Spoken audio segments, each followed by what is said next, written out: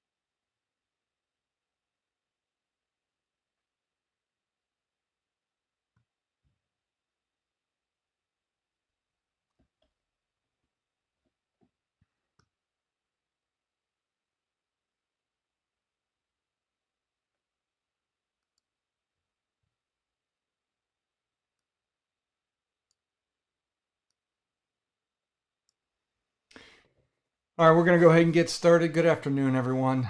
Today, I normally do, this is what is today? Tuesday. This is normally my day that I do a 7 p.m. live show. Well, today I have some special things going on, so I wanted to do it live. I didn't want to do it pre-recorded, so I did it early. Hopefully, you guys can see anybody that's subscribed. Um, will get notification that I'm live, but it'll also tell you, you can also go back and watch it. So I wanted to, there's some things I want to talk about today that I think is really important and that most people may not be paying attention to, um, as to what's going on around us, because a lot of times we're so focused on, um, we're so focused on the single family market that we forget about the other things that are affecting that. And today I want to talk a little bit about that and then go into, subject two, which seems to be the go-to strategy now for real estate. So if you don't know, let me get rid of this. If you, whoops, if you don't know who I am, my name is Don DeRosa. This is my show, Real Estate Expert Real Estate Coaching, and so we do a show every Tuesday and Thursday at 7 p.m. It's usually live. Today it is live as well, but I'm doing it a little early. And the main reason I'm doing it early is because, oh, by the way, if you aren't already a subscriber of our YouTube channel, please do me a favor. Go to our YouTube channel at youtube.com/or Don DeRosa 2, the number 2. Make sure you put that in there. Um, so that was youtube.com/Don DeRosa 2. But the main reason that I am doing it early today is my son is graduating. My youngest, I've got three boys. My youngest is graduating. In fact, that's him right there. He has spent the last 2 years in Rochester, Minnesota, playing junior hockey and away from us, going to school out there, living with a billet family. And through this whole pandemic, it's kind of thrown a monkey wrench into everything. Um, but I just wanted to, for all the graduates out there this year, um, I want to say congratulations. And it sucks that you have to do it the way we're doing it. But I wanted to do a quick shout out to my son, Matthew. Your mom and I are extremely proud of you. And, he graduated magna cum laude. So shout out to him. I wish him, I mean, he's turned into an extremely, extremely uh, gifted individual. So I wish him all the love and all the success in the world. So we're very proud of him. So the reason I'm doing this early is because we have a drive-through graduation, which I'm still not sure exactly what that is, but I think we just pile in a car and we just drive down the street and we get to the school and they hand us his diploma. But hey, I guess it's better than nothing. But for all of you graduates out there, congratulations. I'm proud of every one of you. And I got to tell you, this sucks, but let's just make the best of it. So congratulations to my son. We love you dearly. So that's why I'm doing the early show as opposed to 7 o'clock, because that's the time for his graduation. So which brings me to what I want to talk about today. And I don't know about most of you in the real estate world, but I have been literally glued to the news feeds because I want to see what's going on in the market. And today, I got to tell you, now most of us have been paying attention to what's going on in the single family market. Depending on, it's just like the COVID news feeds that you see on TV and so on. 1 minute we've got the solution, next minute we don't have a clue, so on and so forth. So depending on which news outlet you look at, which one you frequent, you're going to see pluses and minuses. You're going to see people that really don't have a clue and people who think they have a clue, and then they come back and say, I don't have a clue. Well, guess what? Mainstream media just seems to be that's the way it is. So I wanted to take a minute because I'm reading and I want to give you my take on this, and I would love to know your comments and what you think about what I'm going to say, because I think it's important. So I was on the Wall Street Journal today, and I do the news feeds through the Apple News, and I do subscribe, so it's interesting. It may be worth, it's a $10 thing, but it's probably worth, especially nowadays, to stay abreast on everything. Probably not a bad use of money. So today I read for the first time, not really for the first time, but it says here, for economy, worst of coronavirus shutdowns may be over. So I'm thinking to myself, oh, good. It's pretty much over. Well, we know that's not true. But, if you read the little it says recovering air travel, hotel bookings, mortgage applications are among the early signs that the U.S. economy is slowly creeping back to life. All right. And Lord knows, I absolutely hope this is true.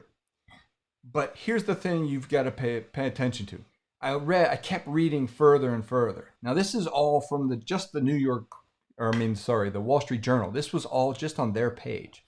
And it says, landlords, companies clash over rent payments during coronavirus. Now, if you kind of read the bylines, and you could read the articles, so you can go look at these articles yourself, but it says Dick's Sporting Goods, Staples, Petco among the big companies that haven't paid all of their or some of their August rent. Now, as I go through this, I hope you're going to pick up a theme, and we're going to talk a little bit about that. Next article, I mean, almost right next to each other. It says here. Now, these are all the ones that I just picked and scrolled at today. Businesses can't pay rent. That's a threat to the $3 trillion commercial mortgage market. Delaying payments during coronavirus closings could ward off bankruptcies and layoffs, but hit landlords and their banks, right?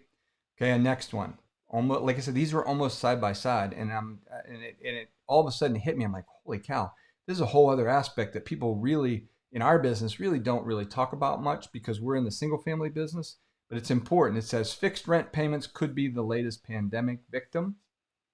Okay, even if leases aren't going anywhere, the days when they were the only option may be over.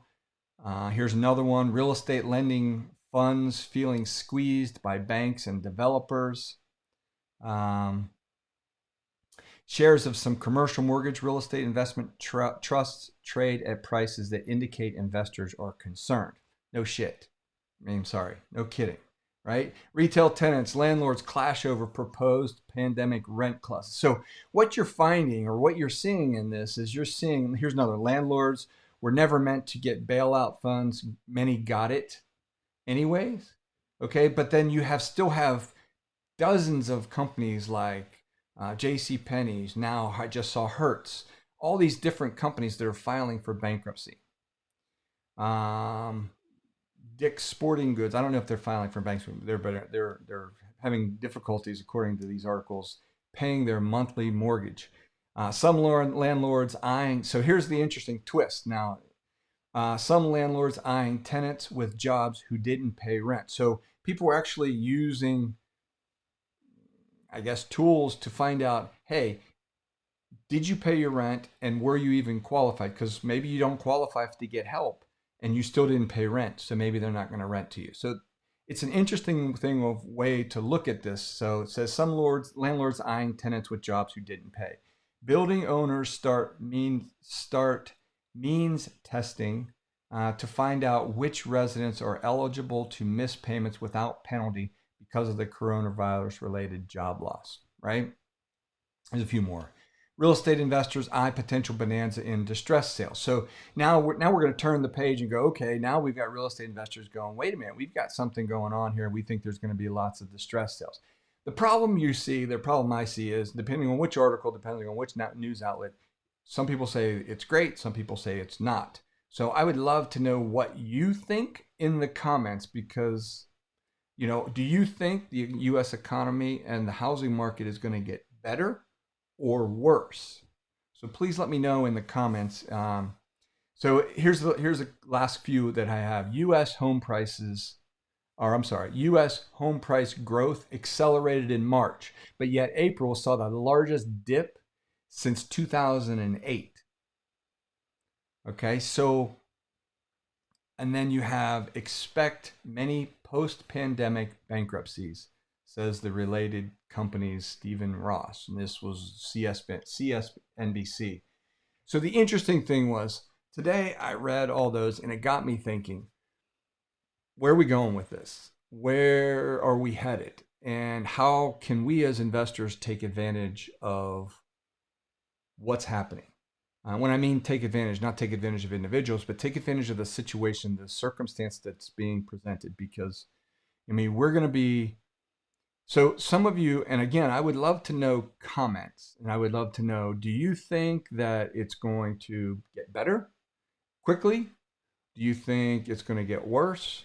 Because here's my take on this, is it's a mixed bag. Because in 2008, we had bad loans, meaning really, really crappy loans. And they were hard to get out from under, because they were, once they were written, right? So banks had to modify these loans to get rid of them or foreclose. We're not in that situation now. So things are a little different than 2008. But what we're forgetting is you've got probably over 40 million people on unemployment now, higher than any other time in our history, right? This is a global thing right now, not just a United States thing. This isn't just a US banking screw up, right? This is a global pandemic. So, how is it going to affect us as real estate investors? And where are what we call the silver linings? Where should we be going?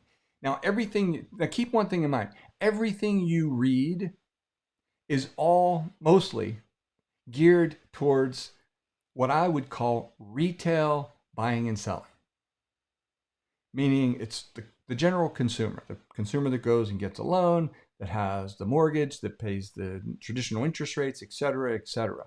But what about all the people like us in the creative world that buy properties creatively? How is this going to affect us? And I can tell you how it's going to affect us.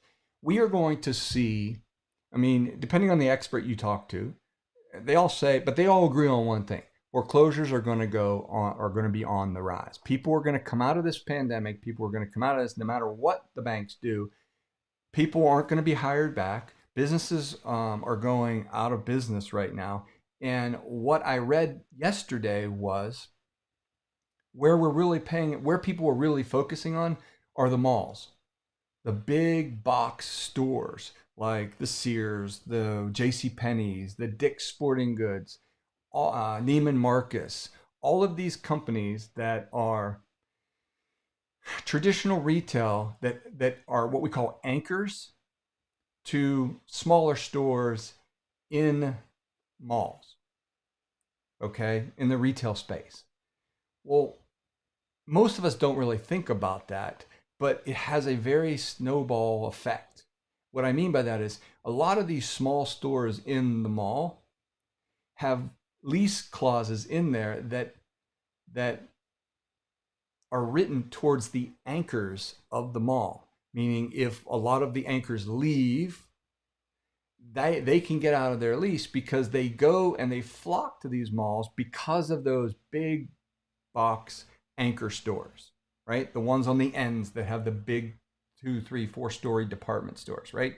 And if those stores go, there's stuff written in those leases that say we don't have to, we can go too, right? If you lose a bunch of your anchors, we can go too. So that's what we're seeing right now. That's what you're seeing. So how is that going to affect us? Well, that affects us because people lose jobs, people don't get hired back. You know, we're at 40 million people right now, and the idea was if this was a very quick thing, we could be unemployed and then back to work. But guess what? This thing's lingering longer and longer than we anticipate. So what's this mean to us? How does this affect us? Well, honestly, I tell people all the time, folks like me that buy creatively, that learn how to buy subject to wraparound mortgages, owner financing, those types of creative things, we make money in markets like this, more money than we do in a very good market. So when you start looking at the market and whether this is a good time or a bad time to get into this field, it is a great time as long as you're not looking at it through the eyes of a retailer. Meaning you're not looking at it, you're not going to be one of these people that go down and buy a traditional rental. Okay, I think that is a mistake. Now, here's the thing that is different than 2008. Inventory is still low, right? Which means the supply and demand of it, when inventory is low, the demand is still kind of high. But we haven't come out of this pandemic yet. We haven't realized what these banks are going to do when all of a sudden we're back to normal and people still aren't paying their mortgages, right? So everybody's looking at, the short term going, okay, well, real estate's still up, real estate there, but what about 6 months from now? What about a year from now? That's where I think you need to be paying attention to. So how does this affect you? Basically, I think what it's going to affect is, we need to be looking at what I would call deals that we can take over subject to the existing finance. Now, if you don't know what that is, we have some other videos you can watch and check out. But subject to, in a basic form, is when somebody gives you the deed to their home, literally signs it over to you. You don't have to go down to the bank and qualify. They sign over the deed to you, and you simply make the payments to the bank. The loan stays in their name, but you get the ownership, right? Now, some of you may be saying, well, what about the due on sale clause? What that's a whole, I have a whole other video on that. So, let's just agree at this point that don't worry about the due on sale clause. I know it's easier said than done, but if you are concerned about that, go watch one of the other videos that I have specifically on the due on sale clause and why you shouldn't be worried about it. You should know about it and you should understand it, but I don't know that you should worry about it. So people ask me all the time, well, what should I be like? We did a subject to seminar this past weekend, and people ask me, what characteristics make for a good subject to deal? All right. Well, let me show you. So here's what I think what good characteristics make a subject to deal. So let's talk about number one. Number one, it needs to be a nice neighborhood. Now think about subject to. When somebody gives you the deed, there's a difference between a pretty house, we call it pretty house, versus ugly house. An ugly house, simple to understand. Drive down the street, look off to the side, and you see an ugly house. You see something boarded up. You've seen green tarps. You've seen blue tarps. You see grass growing up to your eyeballs, right? Like I said, boarded up windows, broken windows, just deteriorated, right? Nobody living, it's vacant. So mail flowing out of the mailbox. So those are what I would call ugly houses. Those are easily identifiable. The problem is, and those are usually, a lot of those homes are owned free and clear, and they're just sitting there rotting. Whereas you have the converse, what we call pretty houses. Pretty houses are houses that you drive down the street in suburbia America, and you can't tell the difference.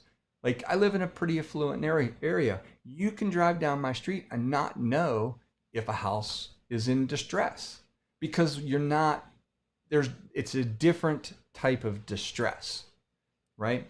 The distress that you're looking for in an owner finance type deal or a subject to type deal is you're looking for, generally speaking, nice neighborhoods. You're looking to drive down. You're not going to be able to see this from the street because it's distress in their finances or their situation, right?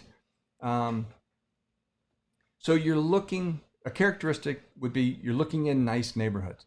You're looking for financial distress, right? You're looking for houses that are in foreclosure, and I'll get to that in a minute. You're looking for someone that is a need to sell versus a want to sell. So if you're looking to buy something subject to, people ask me all the time, what should I be looking for? Well, you're looking for someone that doesn't want to go buy a bigger house. So for example, on an ugly house, when we pay all cash, there's two ways we buy houses: good price or good terms. Well, usually on the ugly side, it's almost always good price, meaning we have to buy at 65, 70 cents on the dollar so that we can go in, put a bunch of money in it, and fix it up and then sell it for a profit, right? So that's usually a cash transaction. And people understand their house is a mess. It's an easily discounted situation, right? But when you're in the pretty house world, when you're in buying subject to or taking something over subject to or doing a wraparound mortgage for someone, okay, that's different. We are looking for someone who is a need to sell versus a want to sell. Differences. What is a need to sell? A need to sell is someone that's in foreclosure, someone that has two payments. I'll show you that in a second. Another characteristic is very little repairs. A lot of times we can pay more money if we take over a loan, right? And we don't assume them anymore, although there may still be a few assumable loans out there, but generally speaking, there aren't. But we don't assume them. We just take them over what's called subject to the existing financing. Very similar, but a little difference because you're not going down to the bank and literally qualifying for this. You're just taking over the existing debt and making the payments, right? So in the ones we're looking for, we're not looking for major repairs. And we're also looking for properties that have anywhere from 30% equity. We can actually go down to 0% equity if the monthly cash flow from what they owe, meaning what their payment is, to what I can rent it for. If there's a big enough spread, maybe I can take that house subject to, bring a few payments current if they're behind, $2,000, $3,000, whatever they're behind.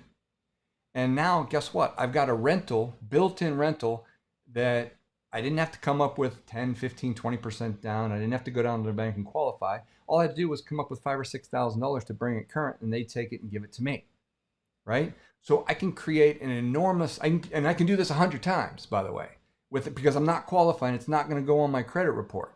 So it's not, my credit isn't being drugged down by the number of houses that I own. They don't ever see it. So I can do 100 of these things. There is no cap.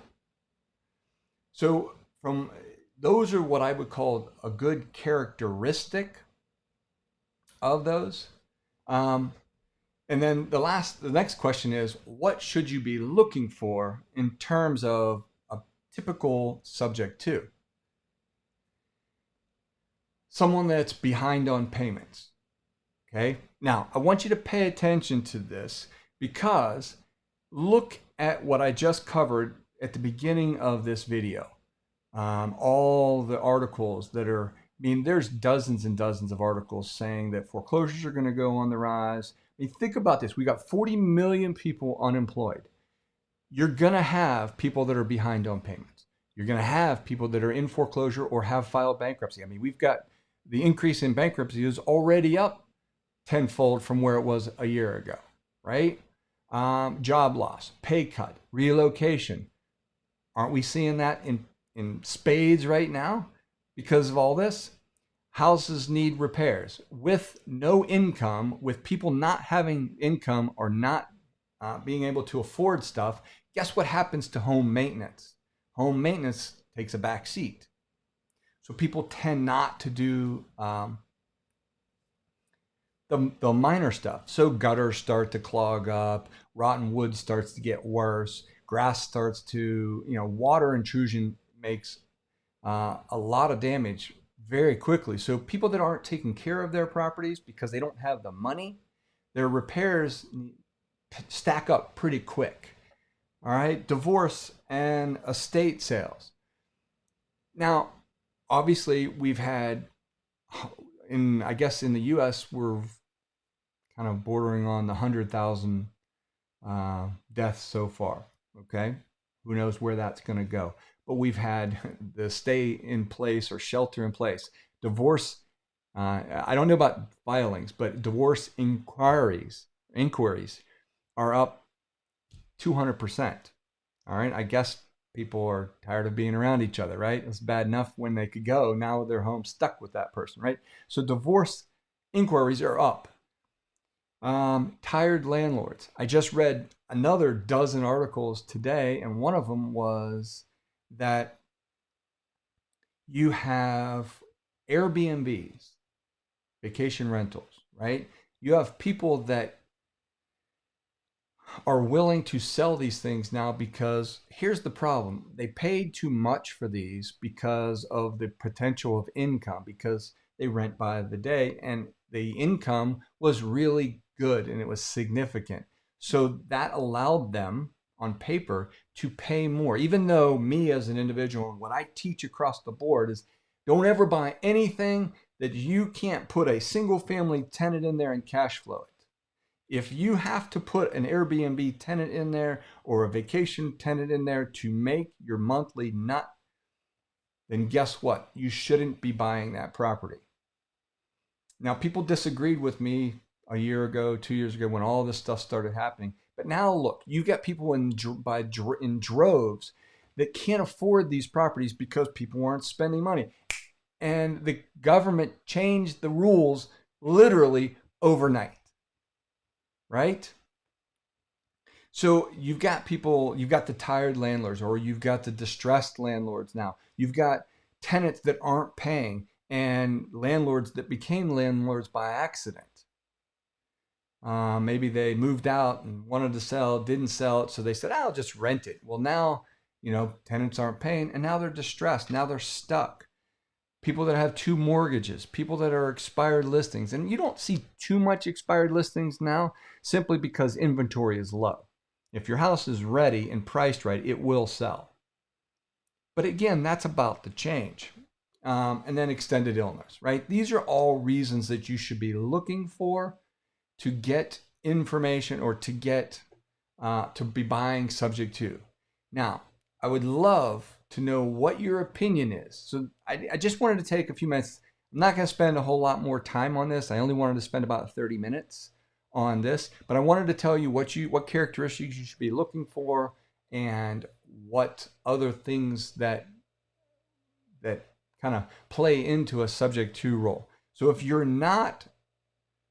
don't know how to do a subject to, or if you're interested but don't understand it, we've got some information for you. But those are the types of things you need to be looking for. So if you're interested, I wanted to tell you that Expert Real Estate Coaching, I do a show every Tuesday and Thursday. And in this case, like I said at the beginning of the show, I normally do it live at 7 p.m., but tonight my son is graduating. So I can't do it live, so I figured I would do it now. And anybody that was here that wanted to participate can. And if you're subscribed to my show, which I highly recommend that you do, I do it every Tuesday, Thursday. Plus I throw in some other stuff during the week on 2, 3, 10-minute videos here or there. So I'm trying to give you what I call the heartbeat of what's going on in the real estate world from a creative real estate side.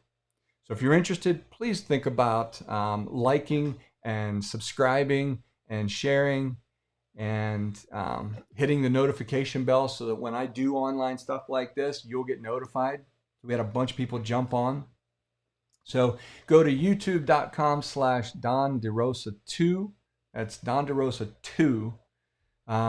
And subscribe to my show. If you're interested in education, I want to tell you can always jump over to htrei.com, and we have many courses on the creative side, especially subject to. We just did an event this past weekend on subject to. We have other events coming up, which I'll get more into as we go forward. But we've got some great pricing for people who are interested that want to learn more about how to creatively take their business to the next level. No longer are you going to be out there just buying on a low price? I think that's a thing of the past, or at least for the short term, right? Next year or two. So I want to, if there's anyone that has any questions, I'm happy to take any questions. But generally speaking, folks, if you're not buying properties subject to or creatively on a wrap, owner finance, sandwich lease options, agreement for deeds, things like that, this is the topic I think you need to be looking forward to. So please subscribe to the channel, go check out our information. And until next time, this is Don DeRosa saying thank you very much. Have a wonderful day. God bless. Stay safe.